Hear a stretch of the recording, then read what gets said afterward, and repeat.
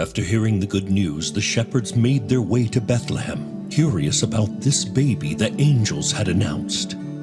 Could he really be the one? For the prophecy said, "To us a child is born, to us a son is given, and the government will be on his shoulders.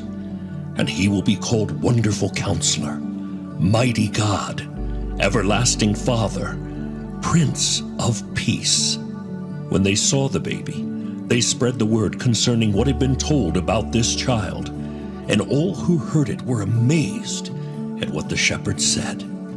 They were filled with hope. Well, hi everyone, and Merry Christmas. Especially to those of you who are new to Real Life, I cannot over-exaggerate how grateful we are to have you as our guest. My name is Jake, and I get to be on the team here, and I want to thank you for making Real Life part of your holiday celebration. Today, I get to share one more story that will help properly illustrate the caliber of people that you are sitting amongst today. If you call Real Life home, then you know that throughout the month of November and into early December, we invited you to participate in a project with one of our local partners called DCFS, and that's the Department of Child and Family Services of LA County. And they wanted our help providing Christmas gifts for children in foster families here in Santa Clarita. And for us, it was an easy yes. We wanted those kids to feel seen and loved. We want those parents to feel supported. And DCFS told us that they rarely have enough gifts to properly distribute during their Christmas event. And so we had a stated goal here as a church to overwhelm them with kindness and generosity. Now, if you're new around here, you should know something that I'm quickly learning, which is that you have to be very careful about what you challenge the people of Real Life to do, because they will do it, all right? Church, you overwhelm them with 2,469 Christmas gifts this year. Truly incredible. That is well over $40,000 worth of toys. And so these kids didn't walk away with one or two gifts. They had armloads of toys as they were walking out of there with joy plastered on their face. In fact, you gave so many toys that they couldn't even give them all away this Christmas. And so they are creating a store that throughout the year, social workers can come shop at to give birthday presents and other rewards for the kids. Unbelievable. Your generosity is going to have ripple effects for months to come. And so from the bottom of my heart, I want to say thank you. Thank you for who you are. Thank you for investing in the thriving of the community and the lives of children that you may never meet, but they know that they are loved. And I'm proud of being a part of a church like this. Now, in a gathering like this, I know we got all kinds of people present. There are open gifts on Christmas Eve kinds of people, and you got to wait till Christmas morning kinds of people. There are Nat King Cole and Run DMC playlist kind of people. There are fake tree and real tree people. There are I love everything about Christmas people. And then I can't wait for this to be over kinds of people. But no matter what category you fall into today, I want you to know that your hope for this season, your hope for next year, and quite frankly, your hope for your entire life can be found in the message of Christmas. Now, right now, I'm going to give you 5 seconds, and I want you to turn to the person next to you, whether you know them or not, and I want you to guess out loud what you believe is the most famous painting in the entire world. All right? 5 seconds, turn to the person next to you, most famous painting in the whole world.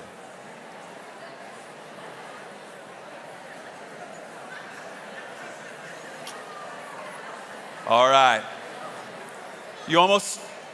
I bet most of you guessed correctly. According to Google, the most famous painting in the whole world is the Mona Lisa. All right, show of hands, how many of you guessed correctly? All right. All right, now point to the losers that you're sitting next to. All right, you're the one that got it wrong. It's all right. Hey, the Mona Lisa was painted by Leonardo da Vinci somewhere between 1503 and 1590. And it has hung in the halls of the Louvre Museum in Paris since 1804. Now, today, you can't get anywhere close to this thing. They've got a rail up to keep you at a safe distance. They've put up bulletproof glass to protect the painting. And then if you get that close, you have to fight through all the annoying American tourists taking selfies in front of the painting. They're the worst. But did you know that on the morning of August 21st, 1911, the Mona Lisa went missing? There were 3 Italian handymen, one of whom was hired to build the glass to protect the painting, and they hid in a broom closet overnight. And once the museum was empty and unguarded, they snuck out, removed the glass, took down the painting, walked out of the museum onto a local train, and the Mona Lisa was missing for 2 full years. Now, here's the kicker.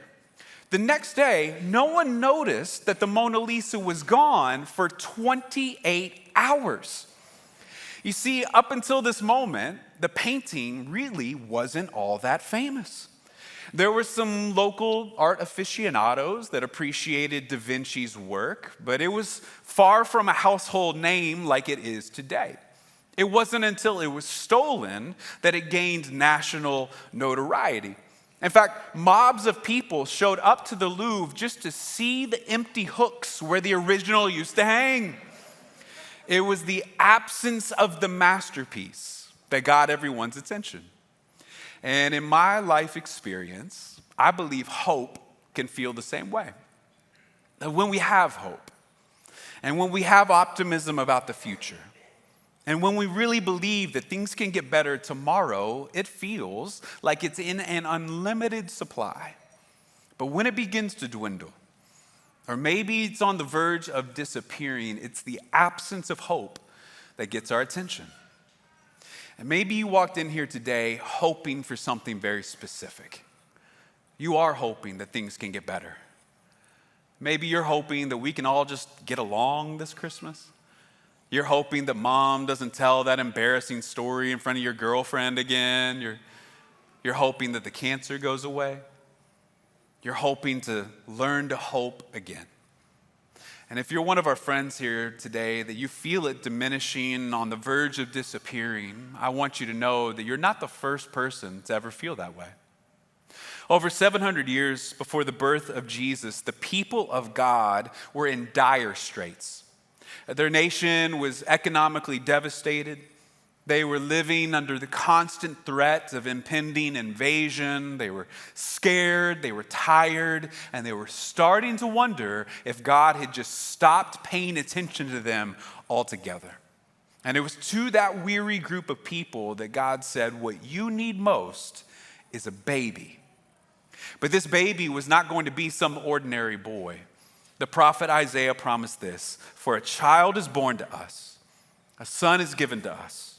The government will rest on his shoulders, and he will be called Wonderful Counselor, Mighty God, Everlasting Father, Prince of Peace. You may not know what this next year holds for you, because this year your body failed you in ways that it never has before. There are rumors of major change coming at work, or you're simply not all that confident that you'll still be a couple next Christmas. Whatever weight you brought in here with you today, I want you to know that the source of hope is found in the 4 names just given to Jesus. This might sound surprising, but you and I, we actually have some things in common with Jesus. Now, for instance, when Jesus was born, he wasn't born to some affluent or royal family. If you and I were writing the story, when God showed up to earth, it would have a lot of noise and fanfare, but instead, God sent him to a poor Jewish couple from an oppressed people group. And let's be honest, people don't have babies in barns today for the same reason they didn't have babies in barns back then. It wasn't safe, it wasn't sanitary, it wasn't peaceful. There was nothing sentimental about the first Noel. And as Jesus went on to become an adult, the Bible said he had nowhere to lay his head. He couch surfed from town to town. He was never a homeowner. And if you have ever felt like in the eyes of the world, you were living a less than spectacular life, I want you to know you're in very good company. Jesus didn't live this crazy, unrelatable life. In fact, his life looked a whole lot like you and me.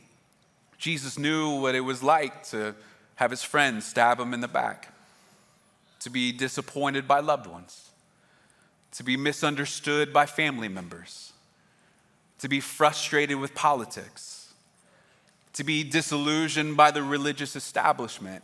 He went through it all. In the book of the Bible called Hebrews, it said this high priest of ours, that's Jesus, he understands our weaknesses, for he faced all the same testings we do, yet he did not sin. So when Jesus is called our wonderful counselor, it means that he's so much more than a very good listener, which he is. And he's so much more than an expert giving us life advice, though we would be wise to listen to his teachings. It means that he knows what it's like to be you and me. He doesn't have to pretend to understand desperation. He went through it. He doesn't have to drum up some fake empathy about what it's like to be in a messy family, because his family was a mess too. He knows what it's like to be you and me. Now, in my life, when I talk to a counselor or a therapist, I'm very quick to define my problems in very specific terms. And I say, here's what I need your help with. I need you to help me fix this. I want your advice about that. And while Jesus certainly can help you navigate the murky waters of your current problems that you're facing, he also promises something so much more.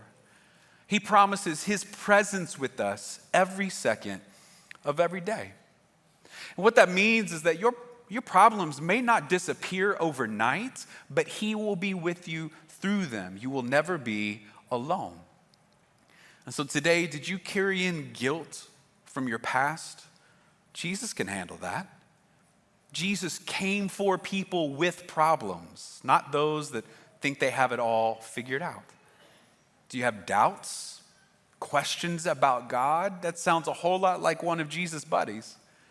But he didn't shame Thomas for all of his questions. Instead, he told him he is the way, the truth, and the life. Are you worn out from trying to make everything work with your family, of being the glue that makes sure everyone's getting along? Jesus has a solution for that. He encourages all the tired and weary to come to him because he provides true rest. In this Christmas season, are you grieving? Jesus lost one of his best friends. He was called a man of sorrows, acquainted with grief. He is a wonderful counselor that knows what it's like to be you and me, but can provide us eternal hope. Now, there's a lot to a name. Trudy and I, my wife, we've had the privilege of welcoming 4 children into our family. And I don't know if you know this, but when you have a kid, the hospital expects you to name it. And that is a lot of power for you to have over this human being for the rest of their life. Now, when Trudy was pregnant with our very first kid, she was under the impression that she needed to see and hold the baby before she would know her name. And if you're here today and you've never had a baby and you're wondering if that is a thing, it is not, okay? But she was convinced. And so we showed up to the hospital and went into the delivery room. And after hours of labor, my superhero of a wife gave birth to our beautiful baby girl. And we held her in our hands. And we sent pictures to our loved ones. And minutes passed. And hours passed. And we had still not named this kid. Now, we had shown up to the hospital with our top 3 girl names that we thought we might choose from. And so I thought I would be helpful by initiating a process of elimination. I said, Trudy, I'll pick my 2 favorite, and then you can ultimately pick the one that sticks. We had these 3 names. We had Kendall, Zoe, and Emmy. And I looked at Trudy and I said, I like the names Kendall and Zoe. And today, we have a 15-year-old daughter named Emmy. And what I found out in that moment is that I was irrelevant to the process in the first place. Not even sure why I showed up, all right? Now, when the people of God were trying to get to know God, they asked for his name. And he gave them the name I Am. And in English, it's translated Jehovah. You'll read that name 6,519 times in the Old Testament alone. And in one of those books of the Bible called Exodus, God is having a conversation with a guy named Moses. And God had just asked Moses to do this really big thing. I mean, crazy challenging, completely overwhelming. And Moses was a man riddled with insecurity. And so he kept arguing back with God about why he couldn't do it, about why God had chosen the wrong person, about all the things that he was not. And instead of giving Moses some self-esteem pep talk in the moment, God looked back at him and said, I know you are not, but I am. God said, I am the one who changes and purifies you. You may be disappointed by all the goals that you've set and failed to achieve. You may be underwhelmed by your own personal development at this point in your life. And it's possible that you've tried to initiate all that change within your own power. And God says he's the one that brings lasting change. God says, I am ever present. In those quiet moments, in those dark moments where we're not really sure that anyone's paying attention, God says he is with us every second of every day. God says, I am a shepherd. You and I, we are a rebellious bunch. We like to do things our own way and call our own shots. God is a very patient shepherd with a stubborn group of sheep. God says, I am your provider. In one way or another, every single one of us feels the responsibility of providing for ourselves and the people that we love. We want to put food on the table and clothes on their backs and opportunities for the future. And if we were being fully transparent, there are days where that responsibility feels like a crushing burden on our shoulders. And God says he can provide us everything that we need. God says, I am your healer.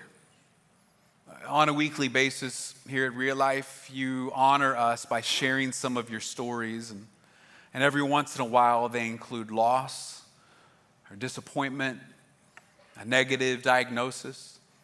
You may have one of those with you right now. And God promises to be the one that can truly heal us of what ails us. God says, I am peace and your defender. In every struggle, in every moment, and in every insecurity, he is everything that you and I are not. He is a mighty God. Now, when it comes to the word Father, every single one of us has a different response because none of us had the same one. Even siblings growing up in the same house can have a different relationship with their dad. And so when Isaiah says that it's a good thing that Jesus is our everlasting Father, for some of us, it's hard for us to accept that truth because of the relationship we had with our dad. Maybe you grew up with the never satisfied dad. Your 3.7 GPA wasn't a 4.0. Your partial scholarship, not a full ride. Your fiance's nice, but is he going to be successful? And after a lifetime of passive-aggressive barbs, it's developed a striving in you that doesn't ever cease. Or maybe you had the time bomb dad. Every day was a crapshoot. You didn't know what to expect. So in your memory, there are fond days of summer afternoons running around Magic Mountain as a family, only to be followed by memories of violent outbursts. And that volatility developed anxiety in your life. Maybe your dad was emotionally distant. Like he was physically present, but he was anything but engaged. And so when you needed encouragement, when you needed affirmation, when you needed some advice, you knew not even to bother. Or maybe more simply, your dad was just absent. If you watched sports in the late 80s or early 90s, then you almost certainly marveled at the athletic prowess of Bo Jackson. If you are too young to have seen his career, I encourage you to go on YouTube and watch the highlights. You will be amazed.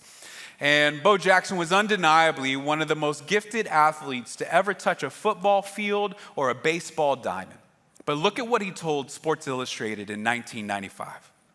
He said, "My father has never seen me play professional baseball or football." Can you imagine? I'm Bo Jackson, one of the so-called premier athletes in the country, and I'm sitting in the locker room and envying every one of my teammates whose dad would come in and talk, have a beer with them after the game. I never experienced that. As all of America envied Bo's athletic ability, he was jealous of all the guys that just got to hang out with their dads. And so for some of us, considering Jesus as an everlasting Father and seeing that as a compliment is tough to accept because we have a lot of issues with our own dad. And can I tell you that he is so much better? That Jesus is not some never satisfied dad. Instead, it says he will take delight in you with gladness. He's not the time bomb dad.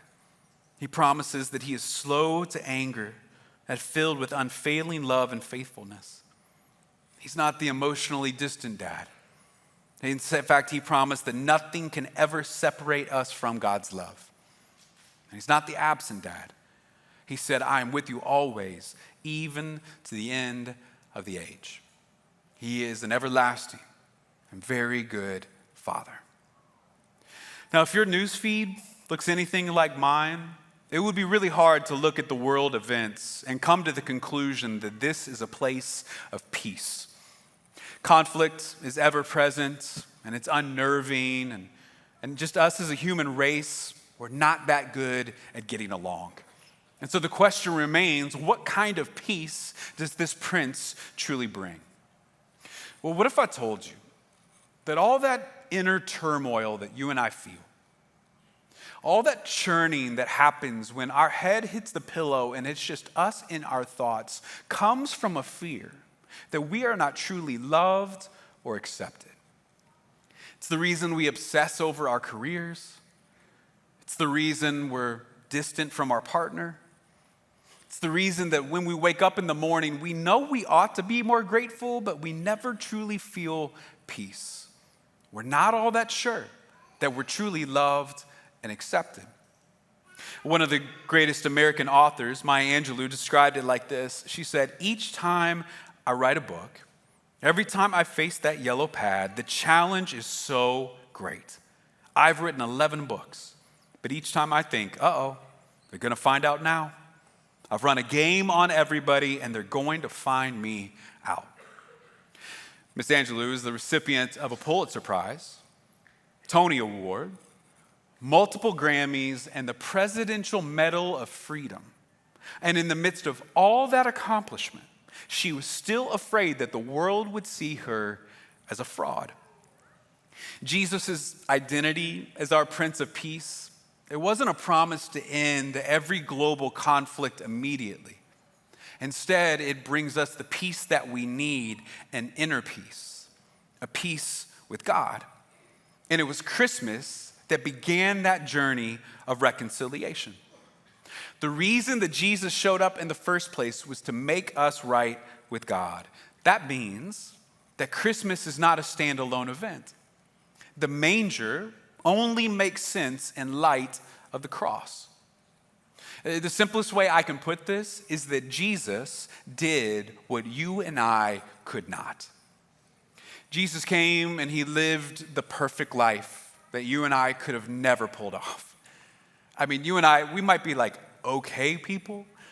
We might even be kind of good people, but there was no way that we were ever going to be perfect. And Jesus did what we could not. And even though Jesus did it all perfectly, he still went to the cross in our place.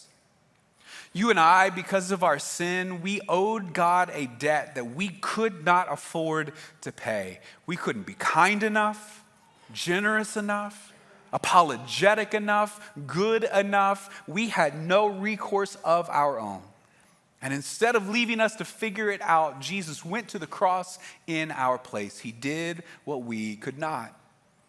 And even after that, he defeated our ultimate enemy, death, and now has promised us a perfect eternity, a reward you and I could never earn. He did what we could not. And now, not only are we right with God, not only are we debt-free, not only have we escaped an eternity of separation from God, but he has eternally declared who you are, and he says you are accepted and forgiven and valuable and cherished. You are welcomed, adopted, wanted, and enjoyed. You are celebrated. You are hope-filled. You are eternity-bound. God likes you, and God loves you. The Prince truly brings peace. Today, as we celebrate this holiday together, I want you to hear from one of real life's own that has found that kind of peace, even in the midst of some of the most trying circumstances.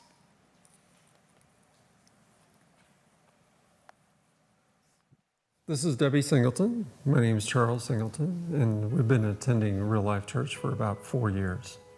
We've been married 15 years this month. And we both come from a divorce, and we help out with facilitating the divorce care here at the church that we're very involved with.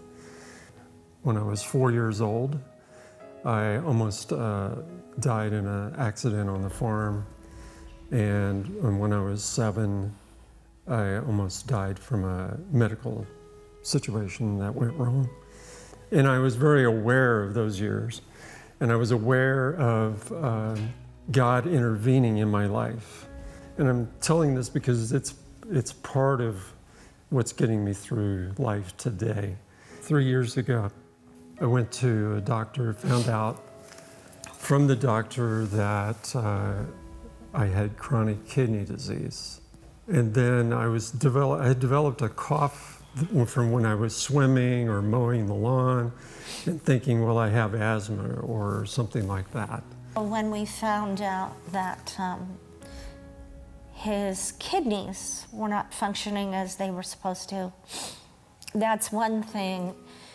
But when we got the news 7 months ago that his major organs are being attacked because of this disease called vasculitis, that was a whole other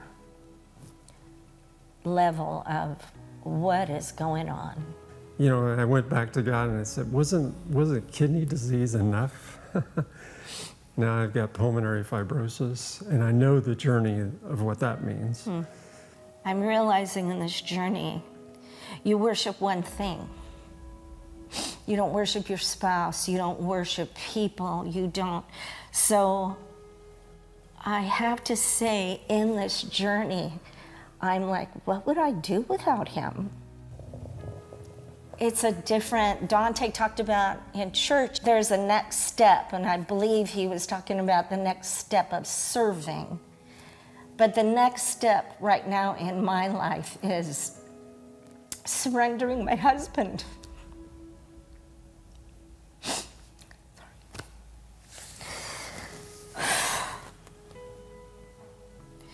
But he's not my God that's gonna bring me through. The worship team was saying yesterday, in Christ alone, you know, he is my hope, my faith, my song. He's my solid ground. He's my cornerstone.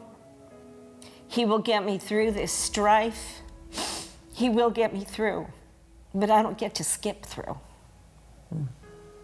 I just don't get to skip through. So it's my next level of faith. It's my next level of trust. It's my next level of surrender. It's like I reflected back about, that song, that the goodness of God. You have been so faithful.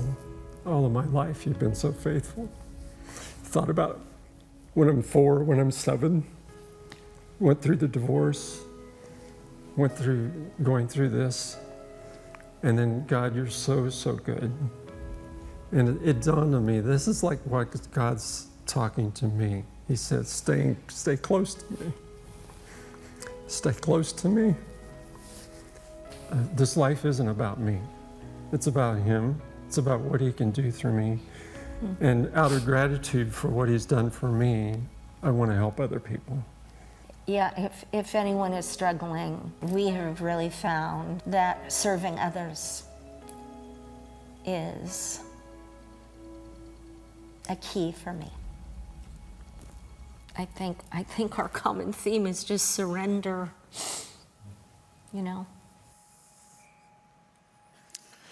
Will you join me in thanking our friends for sharing their stories so courageously like that?